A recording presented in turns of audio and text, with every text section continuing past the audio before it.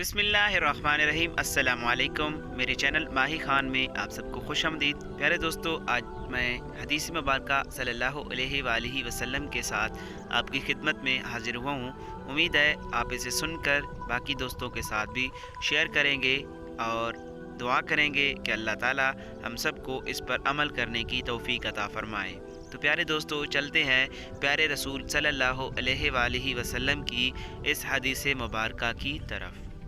رسول اللہ صلی اللہ علیہ وآلہ وسلم نے ارشاد فرمایا، عورتوں سے ان کے حسن و جمال کی وجہ سے شادی نہ کرو، ہو سکتا ہے کہ حسن و جمال ہی ان کو تباہ و برباد کر دے۔ اسی طرح عورتوں سے ان کا مال و دولت دیکھ کر شادی نہ کرو کہ ہو سکتا ہے کہ ان کا مال انہیں سرکش بنا دے، بلکہ عورتوں سے ان کی دینداری کی وجہ سے شادی کرو۔ کان میں سوراخ اور رنگت میں کالی باندی جو دیندار ہو، بے دین حسینہ و مالدار سے زیادہ بہتر ہے۔